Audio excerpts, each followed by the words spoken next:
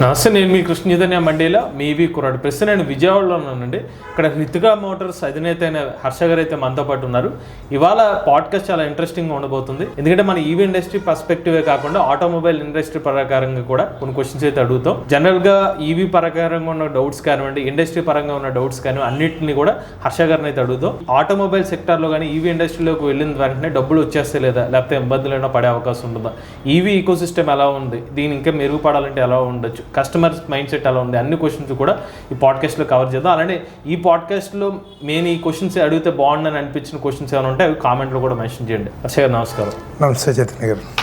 Sir, ఇవాళ present EV industry గురించి మాట్లాడుకుంటే మన టెక్నాలజీ పరంగా కానివ్వండి, సేల్స్ పరంగా కానివ్వండి, భారతదేశం చైనా దేశంతో పోటీ పడుగుతుందా ఇప్పుడు ప్రజెంట్ ఉన్న మార్కెట్ ప్రకారం? భారతదేశం చైనాతో అనేసరికి సార్ ఫస్ట్ థింగ్ ఏంటంటే మనకు అసలు ఆ ఈవీ రెవల్యూషన్ కానీ మోటార్స్ కానీ ఇదివరకు ప్రీవియస్ డౌన్ ద లైన్ మనం ఒక 4 ఏళ్ళు వెనక్కి వెళ్తే కనుక ప్రతి కంపెనీ చైనా నుంచి ఇంపోర్ట్ చేసుకోవాల్సి వచ్చింది. ఒక రకంగా చెప్పాలంటే మీకు అదేంటంటే బాగా మెచ్యూర్ అయిన మార్కెట్ అది ఒక రకంగా. సో వాళ్ళు ఏంటంటే మనకి మెచ్యూర్ అయిన మార్కెట్ ఆబ్వియస్గా ఎప్పుడు అప్పర్ హ్యాండే ఉంటుంది. ఇప్పుడు మన పెట్రోల్ వెహికల్స్ ఉన్నాయి, మనం ఇక్కడ మ్యానుఫ్యాక్చర్ చేసి మనం వేరే వేరే కంట్రీస్ పంపిస్తాం. Like major brands like Bajaj కానీ టీవీఎస్ కానీ వేరే ఏ బ్రాండ్ అయినా వాళ్ళు ఇక్కడ తయారు చేసిన దాన్ని ఎక్స్పోర్ట్ చేస్తున్నారు. సో వాళ్ళ దృష్టిలో ఇప్పుడు ఆ కంట్రీలో ఏంటంటే మంది మెచ్యూర్డ్ మార్కెట్ అవుతుంది. సో ఈవీ పరంగా చూసుకుంటే చైనా ఈజ్ ఆన్ కొంచెం ఒక రకంగా ముందుందని చెప్పాలి. బికాస్ ఆఫ్ ద టెక్నాలజీ కానీ, లేకపోతే అక్కడ ఉండే బ్యాటరీ ప్యాక్స్ కానీ, లేకపోతే లిథియం ఓర్స్ కానీ, వాట్ ఎవర్ ఇట్ ఇస్, ఏ కారణం అయినా కొంచెం అడ్వాన్స్డ్గానే ఉంది. బట్ మన వాళ్ళు కూడా పోటీ ఇస్తున్నారు, అలాగే they trying to catch up. But ఇప్పటికిప్పుడు డౌన్ ద లైన్ మనం ఈవీ రెవల్యూషన్ తీసుకుంటే ఆఫ్టర్ కోవిడ్ కొంచెం ఈవీ రెవల్యూషన్ బాగా పెరిగింది. జనాల్లోకి ఈవీ వెళ్ళటం కానీ, సో రెగ్యులర్ యూసేజ్కి ఈవీ వాడటం కానీ it will take some time. But మనం క్రాస్ చేయగలం అనేది నా నమ్మకం. It will take some time, ఇంకొంచెం టైం పడుతుందని నా ఫీలింగ్. వాళ్ళు చైనా అనగానే గుర్తుకొచ్చేది లెడ్ యాసిడ్ మరియు గ్రాఫిన్ బ్యాటరీ ప్యాక్ టెక్నాలజీ. ఈ రోజుకి మన మార్కెట్లో గ్రాఫిన్ బ్యాటరీ ప్యాక్ కానివ్వండి, లెడ్ యాసిడ్ బ్యాటరీ ప్యాక్ వాహనాలు కొంటున్న కస్టమర్స్ ఉన్నారు. వాళ్ళపై మీ అభిప్రాయం ఏంటి? అది వాళ్ళ ఒక రకంగా చెప్పాలంటే సార్, అది వాళ్ళ ఇంట్రెస్ట్. వాళ్ళు ఎలా చూస్తున్నారంటే ఇనీషియల్గా నా ప్రైస్ పాయింట్ ఎలా ఉంది, నా యూసేజ్ ఎలా ఉంది, సో నేను ఎంత స్పెండ్ చేయగలను దాని మీద అని చూస్తున్నారు. సో ఇప్పుడు మాలాంటి కంపెనీస్ కానీ బికాస్ లాంటిది ఎగ్జాంపుల్ బికాసే తీసుకోండి. నేనేమంటానంటే మీరు ఒక స్కూటర్ కొనుక్కునేది లీస్ట్ ఒక 5 సంవత్సరాలు లేదా ఒక 6 సంవత్సరాలు మినిమం వాడాలి. ఇప్పుడు పెట్రోల్ బండి అయినా మీరు అంతే తీసుకుని ఒక 5-6 సంవత్సరాలు లేదా ఒక 7-8 సంవత్సరాలు వాడతాం. మనకున్న 10 వాడేవాళ్ళు ఉన్నారు, 15 వాడేవాళ్ళు ఉన్నారు, 3 సంవత్సరాలకు కూడా మార్చేసే వాళ్ళు ఉన్నారు. కొంతమంది 1 year కూడా మారుస్తారు. డిపెండ్స్ అపాన్ దర్ మూడ్, వాళ్ళ యూసేజ్ కానీ వాళ్ళ మైండ్ సెట్ బట్టి ఉంటుంది అది. సో లెడ్ యాసిడ్ అనేది నేను అనేది ఏంటంటే ఇట్స్ కొంచెం ఒక రకంగా ఓల్డ్ టెక్నాలజీ. మరి ఇందాక అడిగారు మనం కంపీట్ చేయగలమా లేదా అని చెప్పి. సో మార్కెట్ అనేది ముందుకెళ్తుంది, చైనా అనేది ముందుకెళ్ళిపోతుంది. అడ్వాన్స్డ్ బ్యాటరీ ప్యాక్స్తో కానీ, ఎల్ఎఫ్పి బ్యాటరీ ప్యాక్స్ కానీ, లేకపోతే లిథియం ఎన్ఎంసి బ్యాటరీ ప్యాక్స్లో ఫాస్ట్ ఛార్జర్స్ అని తీసుకొని దే ఆర్ గోయింగ్ అహెడ్. వాళ్ళు ఏం చేస్తున్నారు, వాళ్ళ దగ్గర ఉన్న పాత టెక్నాలజీని మనకి ఇక్కడ డంప్ చేస్తున్నారు. సో దానివల్ల ఏమవుతుంది, మన పర్పస్ఫుల్గా జరుగుతుంది అనుకోవచ్చా? పర్పస్ఫుల్ అని నేను చెప్పాను sir, this is all business అని అంట. ఫర్ ఎగ్జాంపుల్ నేను ఒక 10 బళ్ళు తెప్పించుకున్నాను సార్, స్టాక్ ఉంది నా దగ్గర, have to sell it to my vendor or customer who is this thing. నేనేం చేయాలి, కస్టమర్కి అమ్మాలంటే దానికి ఏదో చెయ్యాలి. నాకు ఇప్పుడు అక్కడ నడవట్లేదు, ఆ ప్రోడక్ట్ నాకు అక్కడ నడవట్లా, అట్లా అని చెప్పి నేను పెట్టుకొచ్చింటే దాని డబ్బులు అయితే వెనక్కి రావు కదా. So I have to go for a different market. So అక్కడ ఏంటి, ఇప్పుడు వాళ్ళకి అది ఓకే, వాళ్ళకి అక్కడ అవుట్డేట్ అయ్యి ఉండొచ్చు, మనకి ఇప్పుడు ఇక్కడ ట్రెండ్ నడుస్తుంది. ఇంకా మనకు అవుట్డేట్ అయినా they will go to African countries కానీ any other country they can go. ఎక్కడ మార్కెట్ ఉందో వాళ్ళు అక్కడికి వెళ్ళి దాన్ని ఇంట్రడ్యూస్ చేసుకో, అట్లా చేసుకుంటూ వెళ్తారు బిజినెస్ మ్యాన్ అనేవాడు. ఒక డౌన్ ద లైన్ నేనేమంటాను sir, it's like a product life cycle అండి. ఏ ప్రొడక్ట్ అయినా ఒకరోజు ఇంటికి రావాల్సిందే, దాని తర్వాత దాని కొత్త టెక్నాలజీ రావాల్సిందే, మళ్ళీ వెళ్ళాల్సిందే ఉంది. గ్రాఫైన్ బ్యాటరీస్ అయినా అంతే వెళ్తుంది. ఇప్పుడు ఇన్వర్టర్స్ ఉన్నాయి ఎగ్జాంపుల్, ఇదివరకు ఏంటి మనకి పెద్ద లెడ్ యాసిడ్ బ్యాటరీలు వచ్చాయి ఇన్వర్టర్స్కి, ఇప్పటికే అయ్యే వాడుతున్నాం మ్యాక్సిమం 95%. కానీ మిగతా 5% కొంతమంది రీసెంట్గా వచ్చిన ఎల్ఎఫ్పి బ్యాటరీ ప్యాక్స్ వాడుతున్నారు. మీరు కూడా వీడియో చేసినట్టున్నారు if I'm not wrong, inverters LFP battery pack మీద. సో కొంచెం నాలెడ్జ్ ఉన్నాడు కానీ, లేకపోతే ఓకే నేను అందరితో పాటు ఎందుకు కొంచెం డిఫరెంట్గా ఉన్న వాళ్ళు అటు వెళ్ళిపోతారు. సో నేను అనేది ఏంటంటే ఆ 5% ఉండొచ్చు, ఇప్పుడు 5% ఉండొచ్చు, స్లోగా రేపు పొద్దున down the line 3 years 4 years తర్వాత ఆ 5% అనేది 10% ఉంది అట్లా. సో ఇప్పుడు మనకి ఇనీషియల్ స్టేజ్లో డౌన్ ద లైన్ 5 years నుంచి గ్రాఫిన్ బ్యాటరీస్ నడుస్తుంది. నెక్స్ట్ అడ్వాన్స్మెంట్ ఏంటి, గ్రాఫిన్లోనే అడ్వాన్స్మెంట్ ఏంటి, ఫాస్ట్ ఛార్జర్ వస్తుందా, రావట్లేదు. బ్యాటరీ కేపబుల్ కాదు ఫాస్ట్ ఛార్జర్. దీనివల్ల ఏమవుతుంది, రేపు పొద్దున వన్స్ గవర్నమెంట్ కూడా ఎలక్ట్రిక్ వైపు పుష్ చేస్తుంది జనాలు. సో రేపు పొద్దున ఏమైందంటే మనకి ఫాస్ట్ ఛార్జింగ్ స్టేషన్స్ వస్తాయి, బ్యాటరీ స్వాపింగ్ టెక్నాలజీ వస్తుంది. అప్పుడు గ్రాఫిన్ పరిస్థితి కాంపాటబుల్ అవ్వదు. ఎందుకంటే నాకు వర్క్ అవ్వాలి, ముందు నేను వెళ్ళాలి పలానా చోటుకి, ఏ అనే పాయింట్ నుంచి బి అనే పాయింట్కి వెళ్ళాలి. 8 గంటలు నేను ఛార్జింగ్ పెట్టి కూర్చోను, నాకు పని అయిపోవాలి కదా. సో ఆబ్వియస్గా there will be a shift, immediate shift అని నేను అన్ను. It will be an slower pace, కొంచెం స్లోగా అనేది షిఫ్ట్ అవుతాడు. ఇప్పుడు నెక్స్ట్ టెక్నాలజీ వచ్చి లిథియం టెక్నాలజీ. ఇప్పుడు లిథియంలోనే ఎన్ఎంసీ కెమిస్ట్రీ ఒకటి, ఎల్ఎఫ్పి బ్యాటరీ ప్యాక్ టెక్నాలజీ ఉంది. సో మనం కొన్ని ఇయర్స్ బ్యాక్ వెళ్తే మీ బీగాస్ కంపెనీ గురించి మాట్లాడితే ఎన్ఎంసీతో స్టార్ట్ చేస్తారు. ఇప్పుడు మ్యాక్సిమం బీగాస్ అంటే ఎల్ఎఫ్పి బ్యాటరీ ప్యాక్ టెక్నాలజీనే వాడుతున్నారు. కంపెనీ పరంగా కాకుండా రెగ్యులర్ కస్టమర్ పాయింట్ ఆఫ్ వ్యూలో చెప్తే ఎన్ఎంసీ బెస్ట్ అంటారా, ఎల్ఎఫ్పి బెస్ట్ అంటారా? సార్ రెండింటికి పాజిటివ్స్ ఉన్నాయి, నెగిటివ్స్ ఉన్నాయి. నేను ఒకటి బెస్ట్ అని నేను చెప్పను. అంటే నేను స్ట్రాంగ్గా బిలీవ్ చేసేది ఏంటంటే ఏ ప్రోడక్ట్ పర్ఫెక్ట్ కాదు, నేను అది చాలా స్ట్రాంగ్గా నమ్ముతా. నా 2-వీలర్ అనే కాదు, కార్ తీసుకోండి, ఏదైనా ఏది పర్ఫెక్ట్ కాదు. అంటే మనకి ఈరోజు ఓకే, ఈరోజు సూపర్ టెక్నాలజీ అంతా ఉండే ఒకటి ఈరోజు బాగుంటుంది, రేపు పొద్దున ఏమైందంటే ఇదే స్టాండర్డ్ అయ్యి దీని మీద ఇంకొకటి వర్క్ చేస్తాడు, దీని మీద నెక్స్ట్ స్టెప్కి వెళ్తాడు. అప్పుడు ఏమనిపిస్తుంది, అరే ఈ ఫీచర్ కూడా ఉంటే బాగుండు అనిపిస్తుంది. డౌన్ ద లైన్ అంటే నెక్స్ట్ ఒక 1 year 2 yearsలో ఎవడొకటి వర్క్ చేస్తాడు. సో అప్పుడు ఏమైంది, ఆబ్వియస్గా టెక్నాలజీ అనేది పాత అవుద్ది. మీరు అన్నట్టు ఎన్ఎంసీ స్టార్టింగ్లో ఎన్ఎంసీ బికాస్ తీసుకొచ్చింది సార్. కాకపోతే ఏంటి, తర్వాత ఇండియా మొత్తం మీరు చూసుకుంటే మేజర్ కంపెనీస్ అన్నీ స్లోగా ఎల్ఎఫ్పి వైపు షిఫ్ట్ అయ్యాయి. రీజన్ ఏంటి, ద బ్యాటరీ లైఫ్ అనేది ఇక్కడ వేరీ అవుతుంది. ఎందుకు, ఎన్ఎంసీ ఏమో మనకు లైఫ్ సైకిల్స్ తక్కువ, ఎల్ఎఫ్పి లైఫ్ సైకిల్స్ ఎక్కువ కంపేర్ టు ఎన్ఎంసీ. సో ఇక్కడ ఏమవుతుంది, లాంగ్ రన్లో చూసుకుంటే ఎన్ఎంసీ అనేది నేను ఒక 5 సంవత్సరాలు వాడితే ఎల్ఎఫ్పి నేను ఇంకొక సంవత్సరం ఎక్స్ట్రా వాడగలను, లేదా ఇంకొక సంవత్సరంన్నర ఎక్స్ట్రా వాడగలను. అది అడ్వాంటేజ్ ఎల్ఎఫ్పిలో. ఎన్ఎంసీలో అడ్వాంటేజ్ ఏంటంటే పవర్ అవుట్పుట్ అనేది చాలా ఎక్కువ ఉంటుంది కంపేర్డ్ విత్ ఎల్ఎఫ్పి.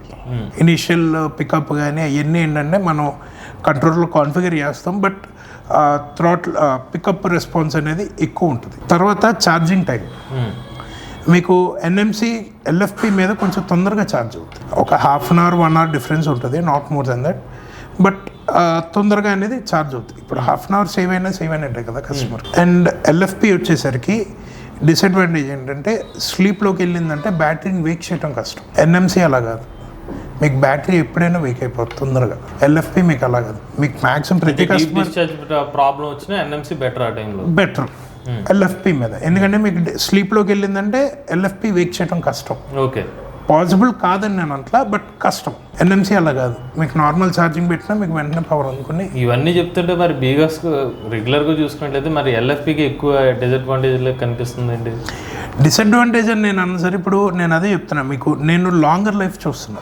ఫస్ట్ దాన్ని ఇనీషియల్గా ఎల్ఎఫ్పి బ్యాటరీస్ కొన్ని ఏవైనా అంటే డీప్ డిశ్చార్జ్కి వెళ్ళి it's like an experiment sir. మార్కెట్లోకి వచ్చింది with any brand name, Vegas అనే కానీ, ఒకినావా కానీ, లేకపోతే ఐక్యూబ్ కానీ, what ever it is, any brand ఒక బ్యాటరీ ప్యాక్ వచ్చింది. ఇనీషియల్గా వచ్చినప్పుడు ఫస్ట్ ఏంటి, మనం టెస్ట్ కండిషన్స్లో టెస్ట్ చేసినప్పుడు బాగానే ఉంటుంది, కానీ మన ప్రాక్టికల్గా వచ్చినప్పుడు బండి రోడ్డు మీదకి వెళ్ళినప్పుడు కొత్త ప్రాబ్లమ్స్ అనేవి వేరేజ్ అవుతాయి. అట్లా మాడిఫై చేసుకుంటూ ఇప్పుడు ఎల్ఎఫ్పికి వచ్చారు. ఎందుకని, ఇప్పుడు డీప్ డిశ్చార్జ్ అన్నా కదా, మామూలుగా ఎల్ఎఫ్పికి ఉన్నది ఏంటంటే ఎవ్రీ 3 daysకి ఒకసారి ఛార్జ్ పెట్టారు నార్మల్గా పాత ఎల్ఎఫ్పి బ్యాటరీస్. ఇప్పుడు ఏం చేశారు, దే హ్యావ్ ట్యూన్డ్ ఇట్.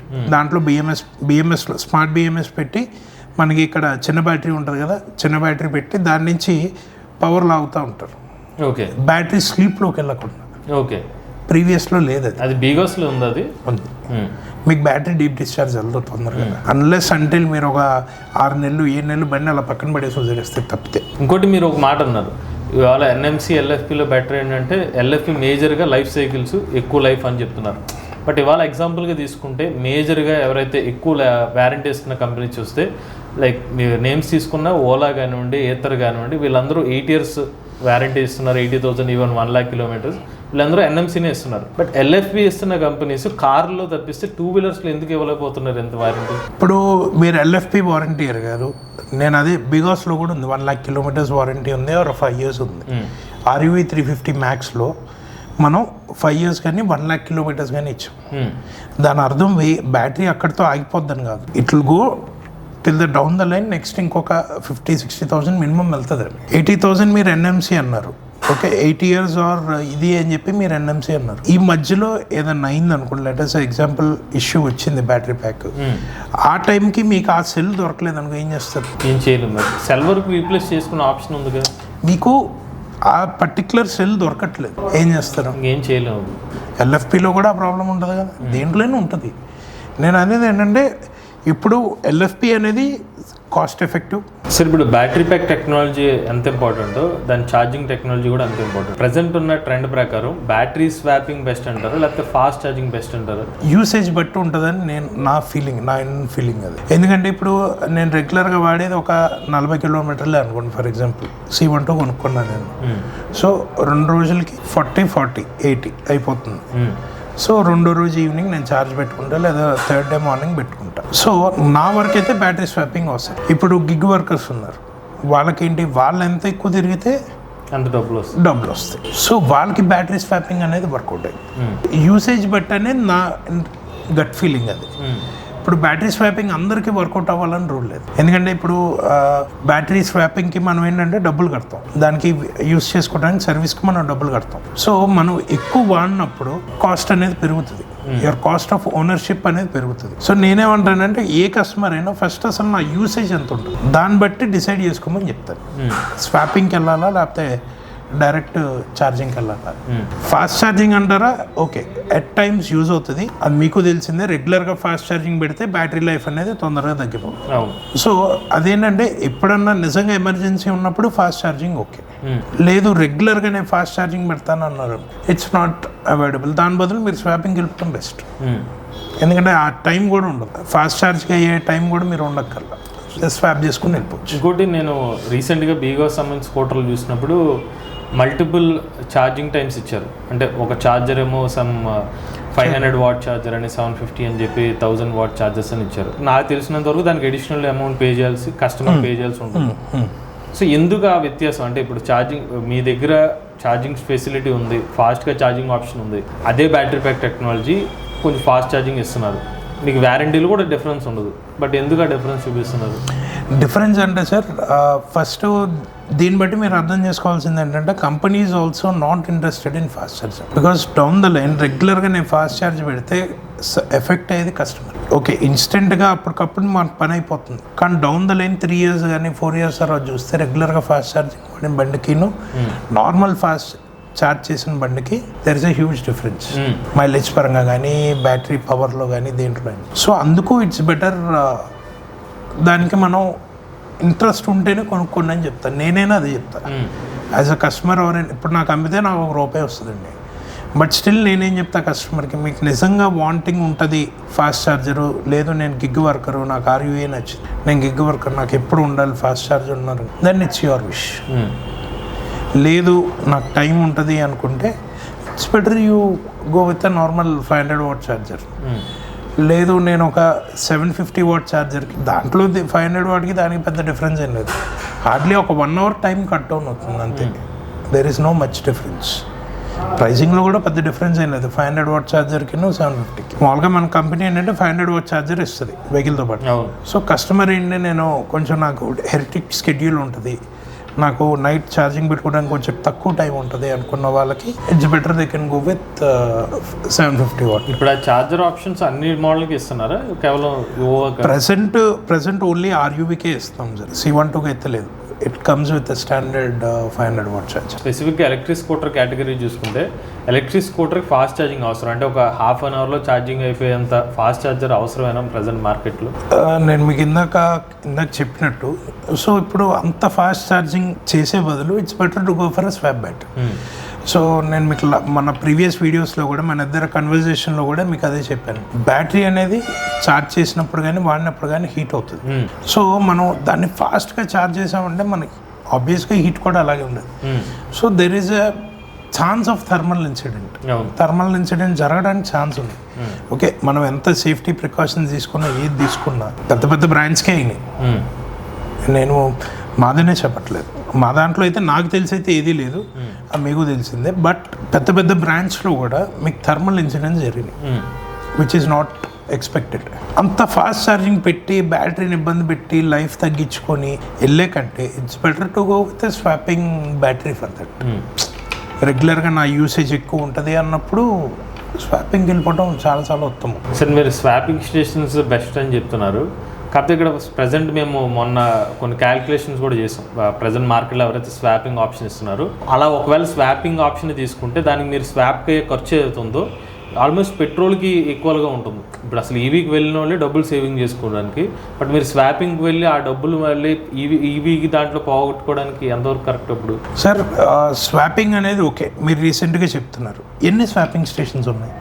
చాలా తక్కువ ఉన్నది. బిజినెస్ పాయింట్ ఆఫ్ వ్యూలో చూసుకుంటే తక్కువ ఉన్నప్పుడు కాస్ట్ ఆఫ్ ఆపరేషన్ అనేది కొంచెం ఎక్కువ ఉంటుంది. నాకు ఎప్పుడైతే స్వాపింగ్ నెట్వర్క్ నాది పెరిగిందో, లెట్ అస్ ఎగ్జాంపుల్ నేనే ఒక స్వాపింగ్ నెట్వర్క్ స్టార్ట్ చేశాను, ఓన్లీ విజయవాడ నా షోరూమ్ ముందు పెట్టుకున్నాను అనుకో, నాకు కాస్ట్ ఆఫ్ ఎక్స్పెండిచర్ అది చాలా ఎక్కువ అవుద్ది ఆపరేషన్. అదే బికాస్ బల్లకి విజయవాడలో ఒక 10 ప్లేసుల్లో పెట్టాను అనుకో, ప్రామినెంట్ ప్లేసెస్, గొల్లపూడి, ఇబ్రహీంపట్నం, తర్వాత ఇటు వచ్చేసరికి పట్టమట, మచిలీపట్నం, పోరంకి, అట్లా పెట్టుకుంటూ వచ్చాను అనుకో, Narpadu, Hanuman junction, within 20 kilometres విసినిటీలో మొత్తం కవర్ చేసుకున్నాను అనుకో, నా కాస్ట్ ఆఫ్ ఆపరేషన్ అనేది తగ్గిద్ది. రీజన్, నా బళ్ళు ఎక్కువ వెళ్తాయి. సో కస్టమర్ ఏంటి, ఇక్కడి నుంచి హనుమాన్ జంక్షన్కి వెళ్ళినా కంగారు లేదు, నాకు అక్కడ స్వాపింగ్ ఆప్షన్ ఉంది, I can swap my battery. అట్లా ఆలోచించినప్పుడు ఏ మూలకి వెళ్ళినా బ్యాటరీ స్వాపింగ్ అనేది దొరికింది అనుకోండి, ఏమైంది ఆటోమేటిక్గా కాస్ట్ అనేది మీకు ఎప్పుడైతే ప్రొడక్ట్ అనేది మార్కెట్లోకి వెళ్ళి వాల్యూమ్ పెరుగుతుందో ఆటోమేటిక్గా మీ కాస్ట్ అనేది డౌన్ అవుతుంది, పెరిగేది కాదు.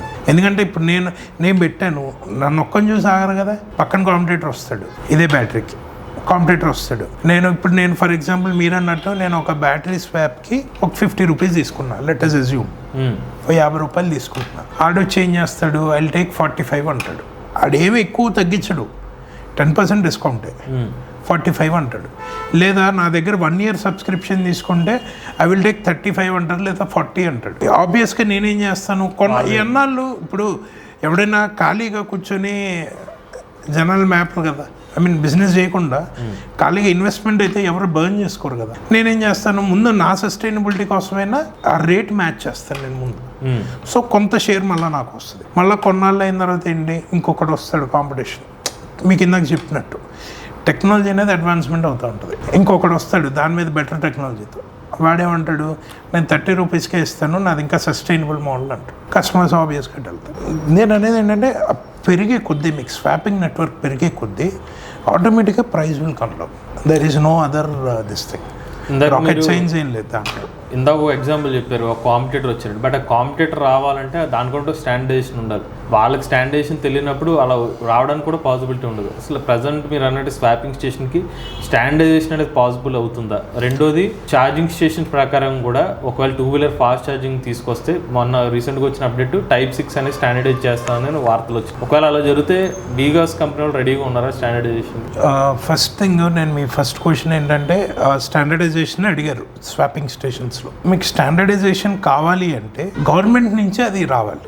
ఇట్స్ నాట్ దట్ ఇప్పుడు ఎందుకంటే ఎవరి ట్రేడ్ సీక్రెట్స్ వాళ్ళు చెప్పుకోరండి. ఇప్పుడు బిగాస్ ట్రేడ్ సీక్రెట్ తీసుకెళ్ళి యాంపియర్కి చెప్పదు, యాంపియర్ తీసుకొచ్చి వీళ్ళకి చెప్పదు. సో వీళ్ళు ఏం చేస్తారు, వాళ్ళ ట్రేడ్ సీక్రెట్ ప్రకారం వాళ్ళ స్వాపింగ్ స్టేషన్స్ పెట్టుకుంటూ వెళ్తారు, దాని పక్కన యాంపియర్ వాళ్ళు పెట్టుకుంటూ వెళ్తారు, whatever it is. So ఆ స్టాండర్డైజేషన్ అనేది once if it is coming from the government, battery type ఇంతే ఉండాలి, దాని కనెక్టర్ మీరు అన్నారు కదా Type 6 కనెక్టర్ వస్తుంది. సెకండ్ క్వశ్చన్, ఆ Type 6 కనెక్టర్ గవర్నమెంట్ స్టాండర్డైజ్ చేసి ప్రతి వెహికల్కి ఇది ఇవ్వాల్సిందే. Government will provide charging stations, petrol bunks లాగా అన్నప్పుడు there is no other go. బిగాస్ కాదు, ఏ బ్రాండ్ అయినా చచ్చినట్టు చేయాల్సిందే. No one is above the law. Okay, అది ఇనిషియేటివ్ గవర్నమెంట్ నుంచి రావాలి. ఇప్పుడు గవర్నమెంట్ వచ్చి రేపు పొద్దున్న నుంచి, అంటే నేను అనేది అంటే దేర్ ఆర్ సమ్ ఇన్సిడెంట్స్ అండి వేర్ ఒక స్టేట్లో, I don't want to name it, మన ఇండియాలోనే పెట్రోల్ వెహికల్స్ ఈ రోజు రాత్రి వరకు అమ్మారు, సడన్గా రేపు పొద్దున్న రాగానే there will be no registrations of petrol vehicles అన్నారు. ఏం చేస్తారండి? నాలుగు డీలర్స్ ఉన్నారు, ఏం చేస్తారు? ఏం చేయలేము సార్. మహా అయితే అన్ని కాలు పట్టుకొని అట్టుకున్నా లేకపోతే గవర్నమెంట్ని పట్టుకొని ఒక 1 month ఎక్స్టెన్షన్ తీసుకొని ఉన్న స్టాక్ క్లియర్ చేసేసుకుంటాం టక్. అంతకంటే ఏం చేయగలం? ఏమీ చేయలేము. సో ఆ గవర్నమెంట్ నుంచి వస్తే దాన్ని బట్టి we have to follow sir. అది బికాస్ కాదు, ఎవడైనా ఫాలో అవ్వాల్సిందే. టైప్ 6 మీరు అన్నట్టు వచ్చింది. Government says every electric vehicle manufacturer has to follow. ఉన్న వెహికల్స్ కూడా మార్చండి, అడ్జస్ట్మెంట్స్ చేయండి అన్నారు అనుకోండి, సచ్చినట్టు చేయాల్సిందే.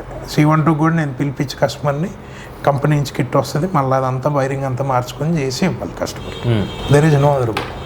ఇంకోటి ఇందాక మీరు మాట్లాడు బ్రాండెడ్ అని ఒక పదం వాడారు. అసలు ఇవాళ ఒక ఎలక్ట్రిక్ వెహికల్ కొనాలంటే బ్రాండ్ అనేది అవసరమేనా? బ్రాండ్ అనేది ఏ ప్రోడక్ట్కైనా అవసరం అనేది నా ఫీలింగ్. అంటే కంపెనీ యొక్క కమిట్మెంట్ ఏంటో తెలుస్తుంది. ఫస్ట్ థింగ్, మన ఇద్దరు డిస్కషన్లోనే ప్రీవియస్ వీడియోస్లో బికాస్ అనేది ఒక బ్రాండ్ కాదు అని చెప్పి మన ఇద్దరి మధ్య కూడా ఒక డిస్కషన్ జరిగింది. కస్టమర్స్ దీన్ని బ్రాండ్లా ఫీల్ అవ్వట్లేదు అని చెప్పి మీరు ఒక క్వశ్చన్ అడిగారు, నేను దానికి సమాధానం చెప్పాను. ఈ 3.5 years నా జర్నీలో విత్ బికాస్ మేము ఫైట్ చేసాం. ఎందుకంటే when we are competing with Chetak కానీ ఐక్యూబ్ కానీ, సో వాళ్ళు పెద్ద బ్రాండ్స్, బజాజ్ కానీ టీవీఎస్ కానీ ఏదైనా చాలా పెద్ద brands, but as a new brand into the market. So ఇప్పుడు రీసెంట్గా they have brought Ajay Devgan as our brand ambassador. And sports లీగ్స్లో వచ్చేసరికి ప్రో కబడ్డీ లీగ్లో ఒక టీమ్కి టైటిల్ స్పాన్సర్, తమిళ్ తలైవాస్ అనే టీమ్కి because is a title sponsor. ఆ బ్రాండ్ ఎస్టాబ్లిష్మెంట్ అనేది ఖచ్చితంగా ఉండాలి. లేదంటే మీరు అన్నట్టు ఎలక్ట్రిక్ వెహికల్ మ్యానుఫ్యాక్చరర్స్ ఎంతమంది ఉన్నారు as per government of India list? SME report ప్రకారం ఎంతమంది ఉన్నారు? 50 members అలా ఉండు.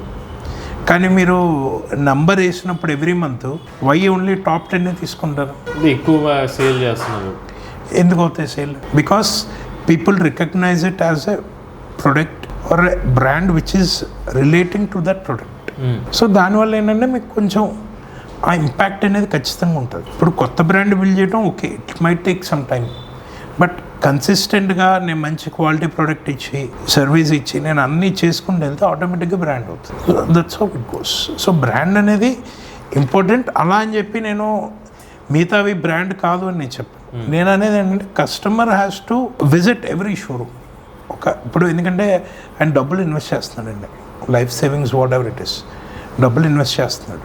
చేసినప్పుడు ఆబ్వియస్గా తను చూడాలి నాకు నా అవసరం ఏంటి, నాకు సెట్ అయిద్దా లేదా, సో నాకు సర్వీస్ ఇవ్వగలరా లేరా, రేపు పొద్దున్న ఏదన్నా అయితే ఏంటి నా పరిస్థితి. ఎందుకంటే మీకు ఎలక్ట్రిక్ వెహికల్ రీసేల్ లేదు అని చెప్పి అంటారు. మా దగ్గర ఇప్పటికీ కొంతమంది పాత వెహికల్స్ C12 కానీ D15 కానీ ఏమైనా ఉన్నాయని వస్తారు. Where they buy it for 60,000 70,000 కూడా కొనుక్కెళ్తారు. ఎవరైనా కస్టమర్ ఇప్పుడు ఊరు వెళ్ళిపోతున్నారు, so they are shifting from year to another state, so వాళ్ళకి వర్కౌట్ అవ్వదు, వాళ్ళు అమ్మేస్తూ ఉంటారు. So it depends. లేదా ఏదన్నా ఫైనాన్స్కి అట్లా కొంతమంది సీజన్ వెహికల్స్ ఉంటాయి తీసుకుంటే మినిమం ఇప్పుడు C12 ఉంది, ఫైనాన్స్ సీజ్డ్ వెహికల్ మాకు శ్రీరామ్ ఫైనాన్స్ అని చెప్పాడు. Where they have sold A seized vehicle which has run for ఒక 10,000 to 12,000 తిరిగింది వెహికల్ ఆల్రెడీ. ఒక 1.5 year అయిపోయింది సీజ్ అయింది వెహికల్, వాళ్ళు 65,000 అమ్మారు దాన్ని. ఇప్పుడు C12 ఎంత ఉంది? Around 1 lakh. మరి వచ్చింది కదా వాల్యూ. సో ఇట్ డిపెండ్స్, జరుగుతూ ఉంటుంది. అది ఇట్స్ ఎ సైకిల్. నేను మీకు ఇందాక చెప్పిన it's a cycle. Sir Harsha గారు, మీరు ఇందాక బ్రాండ్ గురించి చెప్తున్నారు, కాకపోతే ఇక్కడ ఒక క్వశ్చన్ ఏంటంటే, ఒక కస్టమర్ ఒక వెహికల్ కొందామని అనుకున్నారు, ఆయనకి చాలా తక్కువ ధరకి చాలా ఎక్కువ ఫీచర్స్ ఉన్న ఒక వెహికల్ ఉంది, బట్ అది బ్రాండ్ కాదు. But at the same time ఇంకొక వెహికల్ ఉంది, కొంచెం ప్రైస్ ఎక్కువ ఉంది, అన్ని ఫీచర్స్ కూడా లేదు, కాకపోతే అది ఒక బ్రాండ్. సో ఇలాంటి సిచ్యువేషన్లో కస్టమర్ ఎలాంటి వెహికల్ చూస్ చేసుకోవాలి? సో ఇలాంటి సిచ్యువేషన్లో మీరు అనేది ఏంటంటే, మళ్ళీ నేను మీకు ఇందాక చెప్పినట్టు has to come to the basic. అసలు నా పర్పస్ ఏంటి, నాకు అన్ని ఫీచర్స్ అవసరమా లేదా. సెకండ్ థింగ్, నాకు సర్వీస్ ఎవరు బాగా ఇవ్వగలరు. సో ఇప్పుడు మనం మార్కెట్లో చూసుకుంటే డౌన్ ద లైన్ ఒక 4 సంవత్సరాలు వెనక్కి వెళ్తే ఎన్ని ఎలక్ట్రిక్ 2-wheeler షోరూమ్స్ ఉన్నాయి? చాలా ఎక్కువ ఉంది. డౌన్ ద లైన్ ఇప్పుడు మనం ఒక 4 ఏళ్ళు ముందుకు వద్దాం, 2020 నుంచి ఇప్పుడు మనం ఒక 5 years ముందుకు వద్దాం. తగ్గిపోయింది. రీజన్ ఈజ్ దట్ మీరు అన్నట్టు ఫీచర్స్ ఎక్కువ ఇచ్చి అలా చేసిన వాళ్ళు కొంతమంది నిలబడ్డారు, కొంతమంది పోయారు కూడా. బ్రాండ్ అనుకున్నవి కూడా కొంతమంది నిలబడ్డారు, కొంతమంది అంటే చేయలేక వెళ్ళిపోయారు. దేనికైనా ఒక సిస్టమేటిక్ ప్రాసెస్ కానీ ఉంటుంది. సో ప్రాసెస్ అనేది బాగా కరెక్ట్ ఫాలో అయితే ఆటోమేటిక్గా మనకి సర్వీస్ కానీ ఏదైనా it will be in line. So మీరు అన్నట్టు ఏంటంటే కస్టమర్కి నేను ఇందాక చెప్పినట్టు వాళ్ళ యూసేజ్ ఏంటి ఫస్ట్ తనకు ఒక క్లారిటీ ఉండాలి. నాకు టచ్ స్క్రీన్ ఉంది కదా అని చెప్పి తీసేసుకోకూడదు కదా కారు. 2-వీలర్ నాకు టచ్ స్క్రీన్ వస్తుంది, నాకు మ్యాప్స్ వస్తున్నాయి, ఏంటి ఇవన్నీ వస్తున్నాయి. ఓకే, నేను మీకు లాస్ట్ టైం కూడా చెప్పాను వీడియోస్లో, మనం రోడ్డుని చూసి నడపాలి, we shouldn't see the screen, it's just for an info. So అట్లా ఏదైనా జరిగినప్పుడు మనం ఎవడు కాపాడ్డు మనం. అప్పుడు అనిపిస్తుంది అరే రాంగ్ డెసిషన్ తీసుకున్నామా, నార్మల్ స్కూటర్కి వెళ్ళిపోయి ఉంటే బాగుండేది కదా. సో అంటే కొంతమంది మీ వీడియోస్లోనే కొంచెం నన్ను గట్టిగా వేసుకున్నారు అప్పుడు. బట్ నేననేది my point is very clear అండి. మీరు 2-వీలర్ కొనుక్కునేది దేనికి, రోడ్ మీద నడుపుతాను. సో రోడ్ మీద ఏదన్నా జరగచ్చు, it can be an accident, what ever it is, ఏదన్నా జరగచ్చు. సో ఆ రిస్క్ ఉన్నప్పుడు మనం ఎంత విజిలెంట్గా ఉంటే మనం అంత సేఫ్ అవుతాం. అంటే మన ఛాన్స్ ఆఫ్ యాక్సిడెంట్ అనేది అంత మినిమల్గా ఉంటుంది. సో విజిలెంట్గా ఉండాలంటే మన ఐస్ ఇయర్స్ ఎప్పుడు ఓపెన్గా ఉండాలి, హెల్మెట్ ఉండాలి, I should be on the road and the mirrors. అది సో అట్లా మల్టిపుల్ ఇది ఉంటుంది. ఇంతకీ మీరు ఆన్సర్ చెప్పలేదు దానికి. నేను అదే చెప్తున్నాను, నేను కస్టమర్ సైడ్ పాయింట్ ఆఫ్ వ్యూకి వస్తే నేను అనేది ఏంటంటే he should go for a branded one or a, నా యూసేజ్ బట్టి అని చెప్తున్నాను. నేను ఇప్పటికీ అదే చెప్తా, యూసేజ్ బట్టి ఉంటుంది. బ్రాండెడ్ వన్కి వెళ్తే సర్వీస్ గ్యారంటీ అనేది ఉంటుంది. మీరు అన్నట్టు కొత్త ప్రోడక్ట్ ఫీచర్స్ అన్నీ ఉన్నాయి, so there is no service guarantee. ఇస్తారని చెప్పలేము, ఇస్తానని అందరూ చెప్తారు, బట్ ఇవ్వాలి కదా. ఎంతోమంది పెద్ద పెద్ద బ్రాండ్స్ లైక్ హీరో ఎలక్ట్రిక్ ఉంది sir, 5 years down the line వాళ్ళు దేవర్ ద మేజర్ ప్లేయర్స్ మార్కెట్లో. మీరు అన్నట్టు టాప్ 5లో ఉండేవాళ్ళు. ఇప్పుడు ఎక్కడుంది హీరో ఎలక్ట్రిక్? మరి ఆ ఎగ్జాంపుల్ తీసుకుంటే మీరు బ్రాండ్ కానీ వెళ్ళమని ఎలా చెప్తారు? అంటే మీకు అదే చెప్తున్నా, హీరో ఎలక్ట్రిక్ వేరు, హీరో మోటో కార్ప్ వేరు. పదం వాడారు, హీరో అనే పదం వాడారు, అంతేగాని అది హీరో ఎలక్ట్రిక్ బై హీరో మోటో కార్ప్ అని ఎక్కడ చెప్పలేదే. అవును, చెప్పలేదు. మరి ఇప్పుడు హీరో విడదా అమ్ముతుంది, హీరో మోటో కార్ప్ నుంచి, అది హీరో మోటో కార్ప్ నుంచి. వాళ్ళు క్లియర్గా చెప్తున్నారుగా విడా బై హీరో మోటో కార్ప్ అని. హీరో ఎలక్ట్రిక్ బై హీరో మోటో కార్ప్ అని లేదుగా. సో అది కూడా కస్టమర్ గమనించుకోవాలి, ప్రతిదీ గమనించాలి. అంటే నేను అనేది ఏంటంటే మనం కూడా ఒక ప్రోడక్ట్ కస్టమర్ అండి. మీరు కానీ నేను కానీ ఏదో ఒక ప్రోడక్ట్ కస్టమర్. ఏదైనా కొనే ముందు మనం 100 సార్లు చూసుకుంటాం, అరే ఇది నాకు వర్కౌట్ అవుతుందా, నాకు సెట్ అవుతుందా, నాకు సర్వీస్ ఉంటుందా దీన్ని, సో ఎన్నాళ్ళు వాడచ్చు, నేను మనం వాడే వాడకం మనకు తెలుసు, పక్కనోడే తెలియదు. అవును. సో నాకు ఇది సెట్ అయిద్దా లేదా అది మనం ఆన్సర్ చేసుకోగలగాలి. అవును. సో దాన్ని బట్టి డెసిషన్ తీసుకోవడం అనేది కరెక్ట్ అనేది నా పాయింట్ ఆఫ్ వ్యూ. రెండోది మనకి బ్రాండెడ్ పరంగా మాట్లాడుకుంటే ఈ మధ్యకాలంలో చూసుకున్నట్లయితే టాప్ సేల్స్ అని మీరు మాట్లాడుతున్నారు. ప్రజెంట్ ఇవాళ టాప్ 5 పొజిషన్ అమ్మకాలలో చూసుకున్నట్లయితే కంపెనీస్ అన్ని మేజర్ బ్రాండ్సే అందుబాటులో ఉన్నాయి. సో మేజర్ బ్రాండ్సే టాప్ పొజిషన్లో ఉన్నాయి. రాబోయే సంవత్సరాల్లో వీళ్ళ హవా నడిస్తే బీగాస్ కానివ్వండి, వేరే కంపెనీస్ ఏమన్నా పేర్లు చెప్పబోనే ఇతర కంపెనీస్ అసలు ఉంటాయంటారు, ఆవిరైపోతాయి అంటారు? దానికి 2 రకాలుగా చెప్పచ్చు సార్ ఆన్సర్.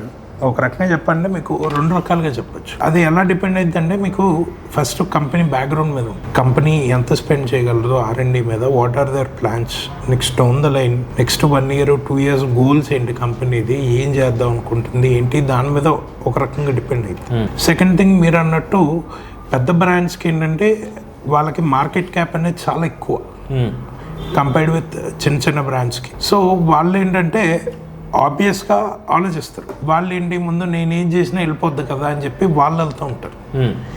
సో నేను ఆ కాంపిటీషన్ తట్టుకోవాలి అంటే I should be something innovative. నేను ప్రైస్ పరంగా కానీ ఇన్నోవేషన్లో ఉండాలి. అంటే ప్రైస్ పరంగా I should be available to every customer, లేదా ఫీచర్ పరంగా కానీ దాంట్లో లేని ఫీచర్ నా దగ్గర ఉంటాం కానీ, లేదా బేసిక్ ఫీచర్ వేర్ నా బేసిక్ చాలా స్ట్రాంగ్ ఉండాలి. అట్లా డిఫరెంట్ ఉంటాయి. సో ఇది అనేది ఒక రకంగా ఏంటంటే మీకు అది డౌన్ ద లైన్ ఇప్పుడు ఉన్న ఏదైతే కంపెనీస్ ఉన్నాయో లైక్ బజాజ్, టీవీఎస్, యమహా, తర్వాత హోండా, సుజుకి, ఈ 5 కాకుండా పెట్రోల్ ఇంకేమున్నాయి సార్ మన ఇండియాలో అయితే నాకు తెలిసి అయితే లేవు. అవును.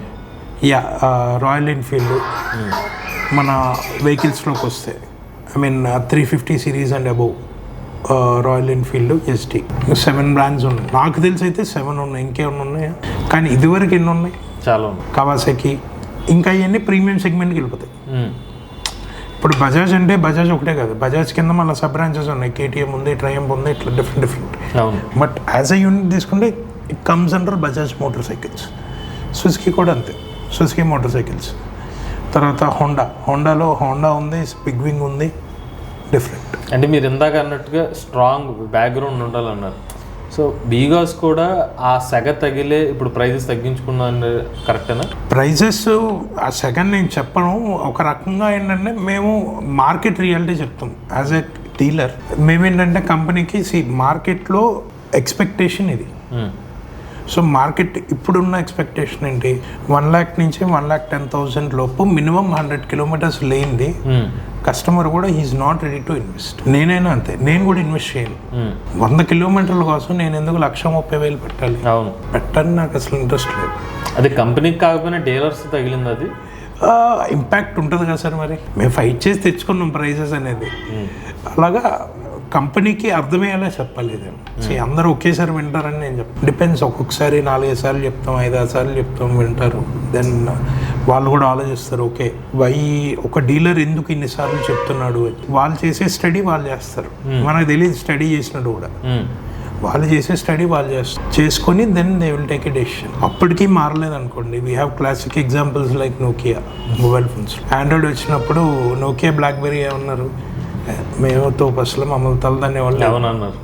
ఇప్పుడు ఏమైంది, కంపెనీస్ లేవు. సో నేను అనేది మీకు ఇందాక ఫస్ట్లో చెప్పినట్టు ఏదైతే టెక్నాలజీ మారుతుందో దాంతోపాటు మనం అలైన్ అయ్యి ఉంటే ఫ్యూచర్ ఉంటుంది, బిజినెస్ ఉంటుంది, ఎవ్రీథింగ్ విల్ గో అనే స్మూత్ వే. లేదు నేను ఇంతే, నేను మారను, నేను ఇంతే అన్నారు అనుకోండి, కొన్నాళ్ళకి ఎక్స్టెంట్ అయిపోతాం అంతే, ఇంకేం ఉండదు అంతకు మించి. సో ఈ మీరన్నట్టు టాప్ 7 ఉన్నాయి కదా, దాంతోపాటు నేను మీకు ఇదివరకు చెప్పినట్టు కూడా ఇంకొక 2-3 కంపెనీలు యాడ్ అయ్యి హార్డ్లీ ఒక 10-12 కంపెనీలు అవుతాయని నా గట్ ఫీలింగ్. దాంట్లో బికాస్ అయితే ఉంటుంది, బికాస్ అయితే పక్కా ఉంటుంది. మిగతా 4 ఎవరనేది మేము చూసుకో. అలానే మీరు ఇప్పుడు టెక్నాలజీ గురించి మాట్లాడితే ఇప్పుడు అంతా కూడా కార్ల టెక్నాలజీ అంతా ఇప్పుడు 2 వీలర్లోకి వచ్చేస్తుంది. సో యాథర్ వంటి కంపెనీలు స్టాక్ 7 అని చెప్తున్నారు, ఓలా మూవ్ 6 అని చెప్తున్నారు. అలానే అల్ట్రావైట్ టెస్లా ఎలక్ట్రిక్ స్కూటర్లో కూడా టచ్ స్క్రీన్ డిస్ప్లే, ఈవెన్ మనకి రాడార్ సిస్టమ్స్ అని చెప్తున్నారు. సో రాకెట్ల టెక్నాలజీ లేకపోతే స్కూటర్ టెక్నాలజీ తెలియని పరిస్థితి. ఆ రేంజ్లో మన టెక్నాలజీ ఎవాల్వ్ అవుతుంది. అది ఒక పాజిటివ్ కోణంలోనే చూడాలి. సో బట్ ఈ రోజుకి మీరు బీగాస్ సంబంధించిన 2 వీలర్ అమ్ముతున్నప్పుడు స్టిల్ ఒక బేసిక్ డిస్ప్లేతోనే మీరు కంటిన్యూ అవుతున్నారు. అరే మా కంపెనీ వాళ్ళు కూడా ఇలా చేస్తే బాగుంటుందని ఎప్పుడు అనిపించలేదు? సో మీరు C12 ఫస్ట్ 2.0 మీరు టెస్ట్ డ్రైవ్ చేశారు, మీకు గుర్తుందో లేదు, రేంజ్ టెస్ట్ చేశారు. 3.0 రేంజ్ టెస్ట్ చేశారు. డిఫరెన్స్ ఏం గమనించారు? రేంజ్ డిస్ప్లేలో కొంచెం చేంజెస్ చేశారు కదా. నేను అనేది ఏంటంటే వీఆర్ ఆల్సో ఇవాల్వింగ్, మార్కెట్ తగ్గట్టు. ఓకే, ఇప్పుడు నేను నార్మల్ స్కూటర్ ఇస్తాను, లేదు నేను TFT డిస్ప్లే ఉన్న స్కూటర్ కూడా ఇస్తాను. అదే C12లో 2.0 ప్రోడక్ట్ ఉంది, 3.0 ప్రోడక్ట్ ఉంది, 2 ప్రొడక్ట్స్ ఉన్నాయి. 2.0 ఏంటి, మీకు normal LED display, normal LCD display. 3.0లో వచ్చారు మీకు TFT నాన్ టచ్ కాదు, but TFT display with features, cruise control కానీ ఇవన్నీ ఉన్నాయి. సో మేము కూడా ఏంటంటే company has taken it into consideration. Okay, కొంచెం లేట్ అయితే అయ్యాం. మేము ముందు వచ్చేసాం మార్కెట్లోకి, అందరికంటే ముందని నేను చెప్పాను. ఓకే, మేము కొంచెం వెనకాలే ఉన్నాం, but we are also picking up.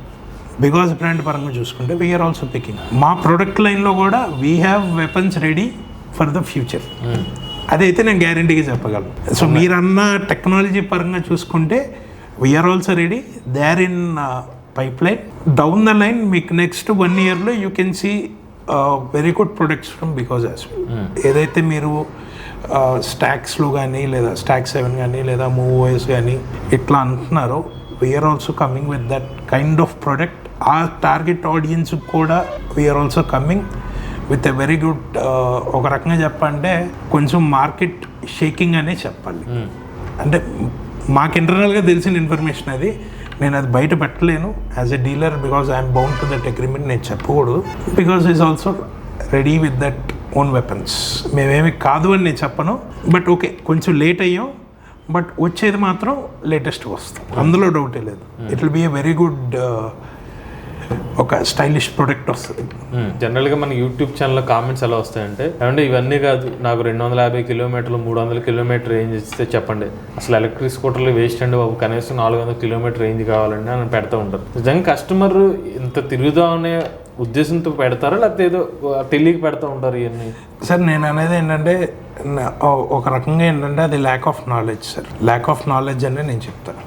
ఇప్పుడు మరి 400 కిలోమీటర్లు 500 కిలోమీటర్లు అన్నారు. మీరు ఒక స్టాండర్డ్ 2-వీలర్ తీసుకుంటే ఎన్ని కిలోమీటర్లు వెళ్తారండి? గట్టి కొడితే యాక్టివా కానీ యాక్సెస్ కానీ ఎనీ స్కూటర్ దగ్గరగా 5-5.5 లీటర్ల మించి పట్టదు.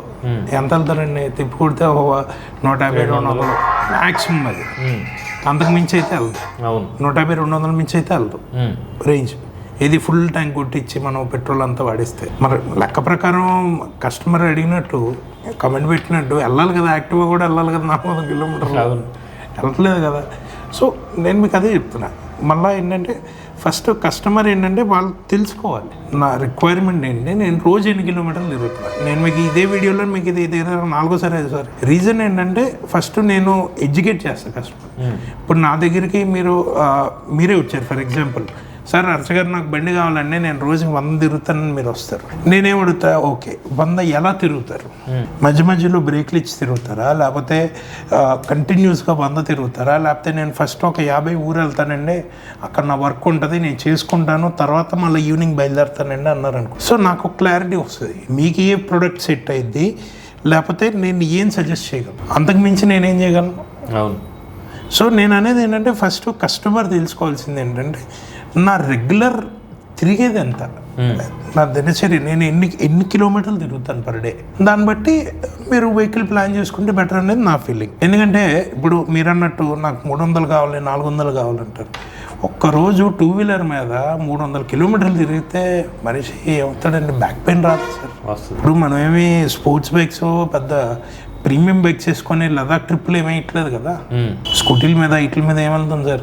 గట్టిగా ఇక్కడి నుంచి మనం హనుమాన్ జంక్షన్ ఏలూరు వెళ్ళేసరికి బ్యాక్ పెయిన్ వచ్చేది. అది కామన్. అది వాస్తవం. మీకు తెలుసు నాకు తెలుసు. మనం ఎంత నవ్వుకున్నా అది వాస్తవం. దేని పర్పస్ దానికి ఉంటుంది.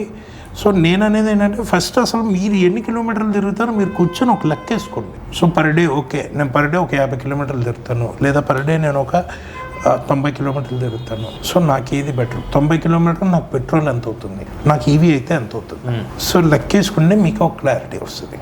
సో దాన్ని బట్టి అప్పుడు మీరు డిసైడ్ చేసుకోవచ్చు. ఓకే నేను వెళ్ళే చోట నాకు పవర్ సప్లై లేదు, సో నేను ఒక 60 కిలోమీటర్స్ సింగిల్ వెళ్తాను, నాకు అక్కడ పవర్ సప్లై ఉండదు, రిటర్న్ రావాలని నాకు ఇబ్బంది. సో నేను అలా రెగ్యులర్గా వెళ్తున్నాను అనుకోండి, నేనైతే శుభ్రంగా పెట్రోల్ బండి తీసుకోమంటా కస్టమర్.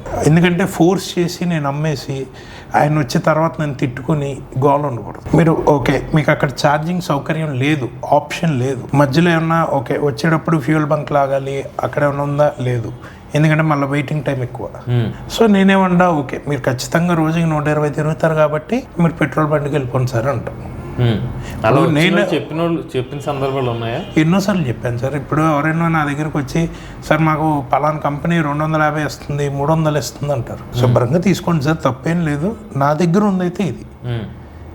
దీనికి ముందు అసలు మీ రిక్వైర్మెంట్ ఏంటి? జనాల్లో ఇంకో అపోహ ఏంటంటే నేను 300 కిలోమీటర్ల బండి కొంటే ఒకసారి ఛార్జ్ పెడితే వారం అంతా నేను తిరిగేస్తాను, నాకు ఇంకా అవసరం లేదు అనుకుంటా.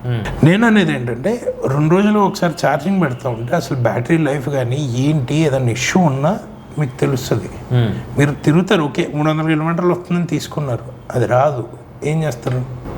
మళ్ళీ నెగిటివ్ ఫీలింగ్, అన్నెసరీగా తీసుకున్నాను, సో ఈ ఎలక్ట్రిక్ బళ్ళని ఇంతేనేమో అని మైండ్ సెట్లోకి వెళ్ళిపోతారు.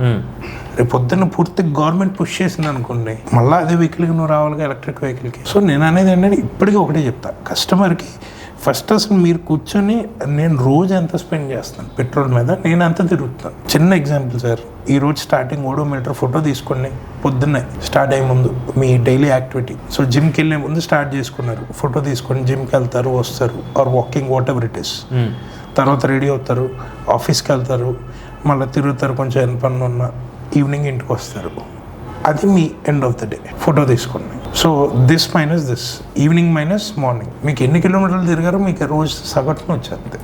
దాన్ని బట్టి మీరు డిసైడ్ అవ్వచ్చు నేను ఈ వీక్ వెళ్తే బెటరా. మధ్యకాలంలో క్రియేటర్స్ ఎవరైతే ఉన్నారో సూపర్ అండ్ అసలు ఇది మార్కెట్లో వెళ్ళాలంటే లేదు, చాలా బాగుంటుంది చాలా బాగుందని చెప్తారు. సో అది చెప్పిన తర్వాత దాన్ని చూసి ఇన్ఫ్లుయెన్స్ అయ్యి కొంతమంది షోరూమ్కి వస్తారు.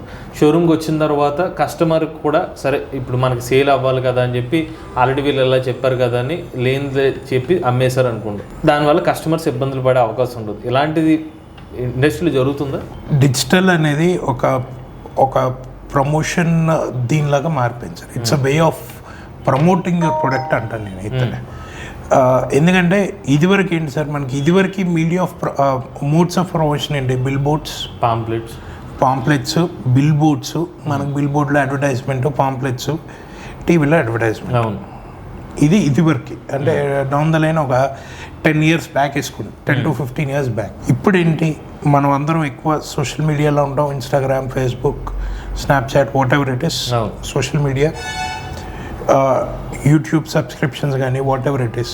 ఒక ప్రోడక్ట్ని నేను అమ్మేటప్పుడు నేను ఇందాక మీకు చెప్పినట్టు మనం ఎవాల్వ్ అవ్వాలన్నా కదా, నేను బిల్ బోర్డ్లో వేస్తాను, పాంప్లెట్లో ఇస్తాను అంటే కుదరదు. నేను కూడా have to evolve.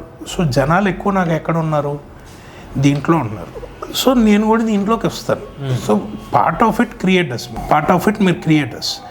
So create చేసినప్పుడు మామూలుగా ఏంటంటే మీరు అన్నట్టు మీరు మీ పాయింట్ ఆఫ్ వ్యూ చెప్తారు. ఓకే, ఎందుకంటే మన వీడియోస్ చూస్తే, మన ఇద్దరు వీడియోసే చూస్తే కొంతమంది చాలామంది ఇదివరకు పెయిడ్ ప్రమోషన్ పెట్టారు, మిమ్మల్ని అన్నారు, నన్ను అన్నారు. అది క్వైట్ న్యాచురల్. ఇంకా వాళ్ళు ఏంటి, వాళ్ళ పాయింట్ ఆఫ్ వ్యూ వేరు, వాళ్ళకి తెలియదు అసలు ఇక్కడ ఏం జరిగిందో వాళ్ళకి తెలియదు. సో మీరేం చేశారు, ఒక కస్టమర్ పాయింట్ ఆఫ్ వ్యూలో మీరు చెప్పారు ఏమని మీ ఆడియన్స్కి. యాజ్ ఏ కస్టమర్, ఓకే నేను ఈ వెహికల్ రైడ్ చేస్తే నాకు ఇలా మైలేజ్ వచ్చింది, నాకు ఇలా కంఫర్ట్ అనిపించింది, సో మీరు కూడా ట్రై చేయండి అని చెప్పారు. కానీ మీరు ఖచ్చితంగా కొనుక్కోండి అని అక్కడ చెప్పాల.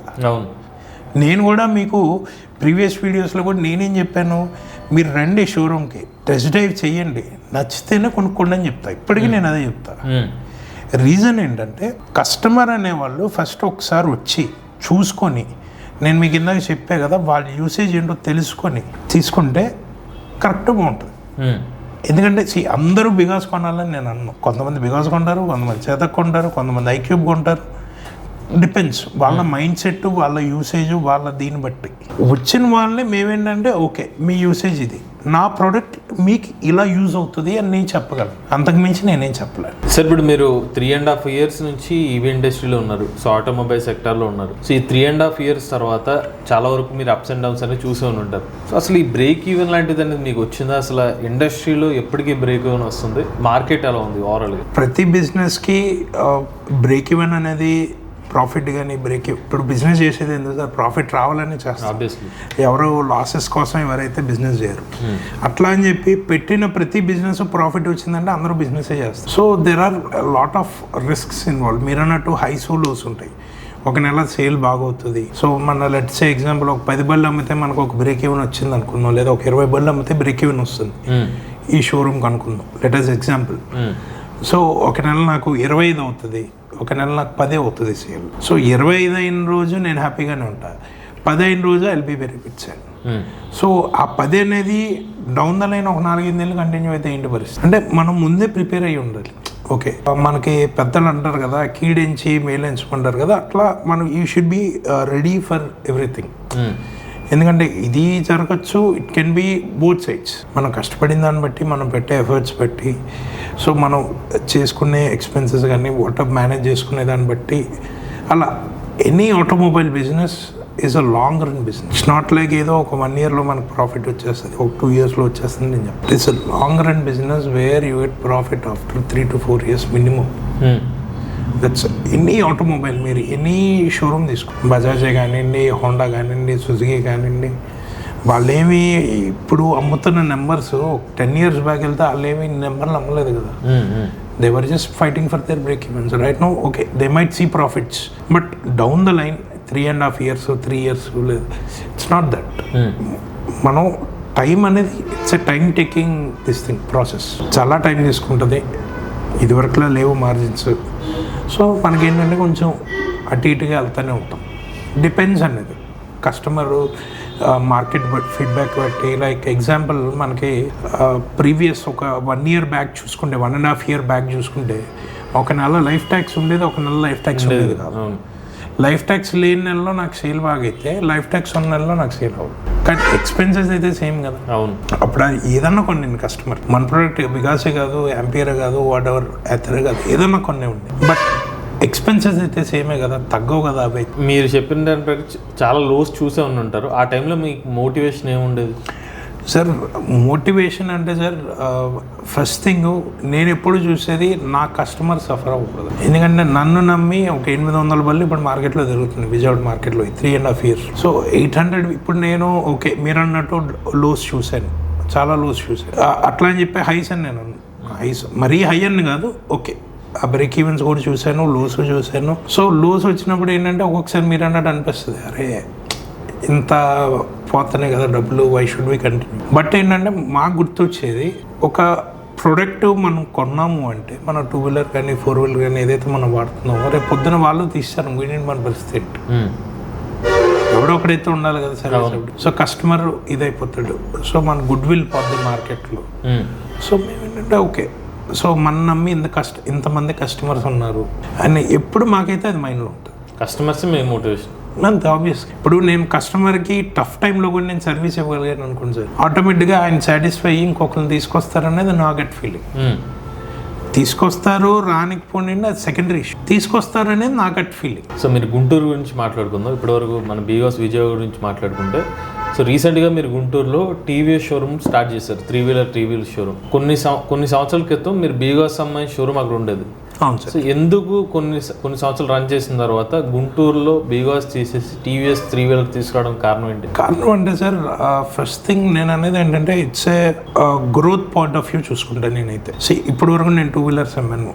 సో నాకు నెక్స్ట్ అప్డేట్ ఏంటంటే 3-wheeler. సో 3-wheelers అనేది ఒక రకంగా నేను ఒక స్టెప్ పైకి ఎక్కినట్టే.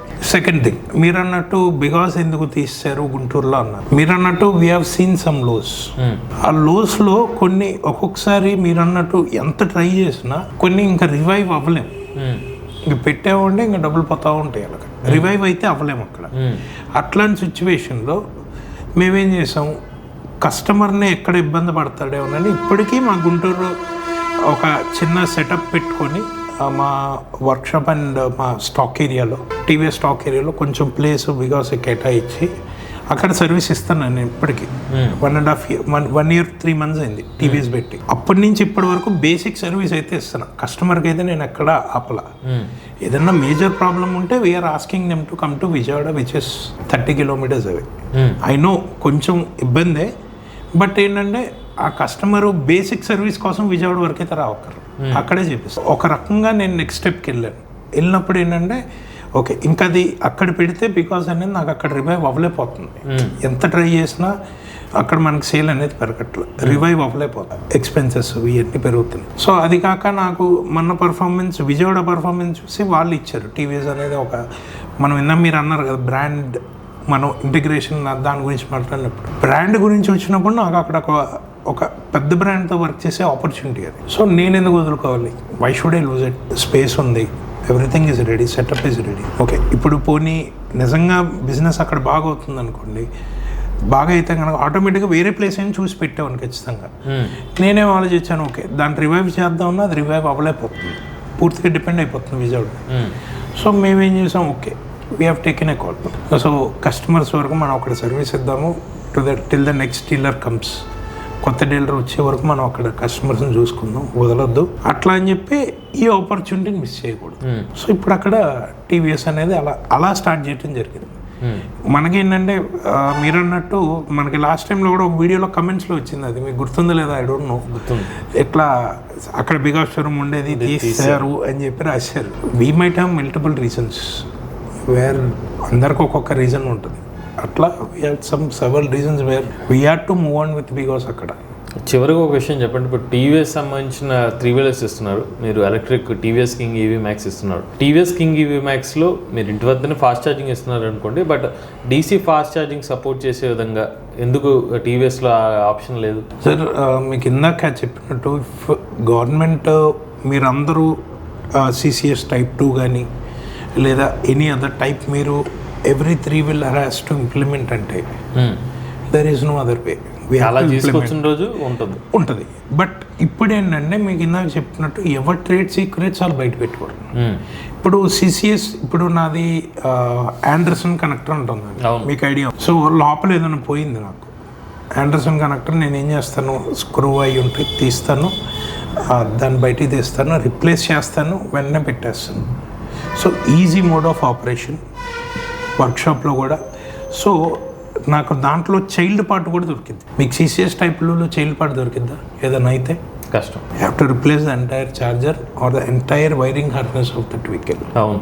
ఇక్కడ అలాగా. ఇక్కడ ఏంటంటే కంపెనీ అలా ఆలోచించింది, TVS company particularly in that point of view. So auto customer అనేది పర్ డే ఎంత తోలుతారు, వాళ్ళ స్టాటిస్టిక్స్ వాళ్ళకు ఉంటాయి, వాళ్ళు ఎంత సంపాదిస్తారు, ఏదన్నా పార్ట్ పోతే వాళ్ళంత ఎఫోర్డ్ చేయగలరా, స్పేర్ పార్ట్కి అంత పెట్టగలరా, అన్ని పారామీటర్స్ ఉంటాయి. మార్కెట్ ఫీడ్బ్యాక్ జరిగింది.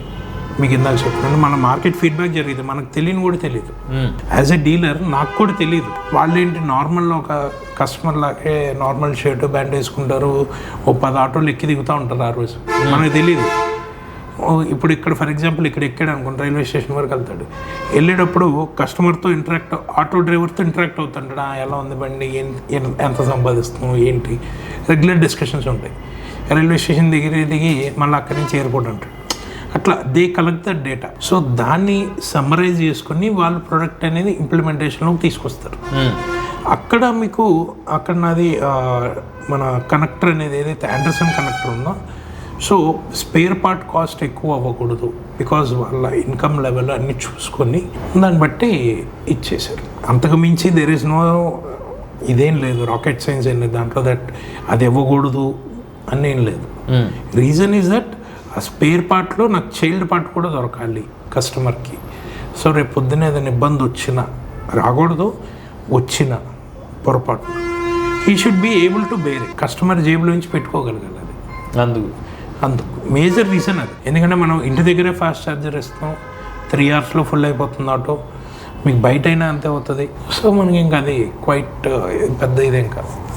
So that's a main reason where company things in that way. Sir అలానే చివరిగా మనకి ఈవీ ఇండస్ట్రీ చూసినట్లయితే వేరే దేశం మీద డిపెండ్ అవ్వకుండా ఉండడం కోసం మన ఓన్ టెక్నాలజీ మీద ప్రజెంట్ వర్క్ చేయాలని చెప్పి ఈవెన్ గవర్నమెంట్ కూడా భావిస్తుంది. దాని ప్రకారం చూస్తే ఇప్పుడు మోటార్స్ పరంగా చూసినట్లయితే రేర్ ఎర్త్ మెటల్స్ లేని మోటార్స్ డెవలప్ చేయాలని చెప్పి చాలా కంపెనీస్ కాల్ కూడా తీసుకుంటారు. సో అలా ఇండిజినియస్ పాయింట్ ఆఫ్ వ్యూలో బీగాస్ ఎలా వర్క్ చేస్తుంది? ఇందాక చెప్పాను, వీఆర్ ఆల్సో రెడీ. అంటే మార్కెట్ తగ్గట్టు మేము కూడా అలైన్ అవుతున్నాం. సో మార్కెట్లో ఏదైనా కొత్త చేంజ్ వచ్చింది, so if there is any invention, దాన్ని బట్టి again we'll start working out on that. Present ప్రాజెక్ట్తో పాటు అది కూడా వర్క్ అవుతూ ఉంటుంది, ప్యారలల్గా స్టార్ట్ చేస్తారు. సో గవర్నమెంట్ ఏదైతే మీరు అన్నట్టు ఇనిషియేటివ్ చెప్పిందో, it shouldn't be rare earth metal అన్నప్పుడు బేస్గా ఎవరి కంపెనీ సీక్రెట్స్ వాళ్ళే. ఎందుకంటే కొన్ని డీలర్స్కి కూడా చెప్పరు, నాకు కూడా చెప్పరు కొన్ని. సో వీఆర్ ఎక్స్పెక్టింగ్, అంటే మేము ఎక్స్పెక్ట్ చేసేది as a dealer, company is also working on that అని నేను ఎక్స్పెక్ట్ చేస్తున్నాను. But we don't know. మామూలుగా అయితే ఇఫ్ గవర్నమెంట్ ఖచ్చితంగా చెప్పింది అనుకోండి, there is no other. Every company has to follow on that.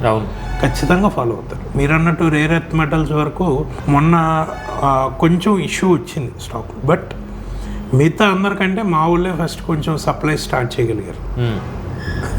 So that's advantage what we are having. So చూసారు, ఇది హృతికా మోటార్స్ అధినేత హర్ష గారితో పూర్తి పాడ్కాస్ట్ డీటెయిల్స్ అనమాట.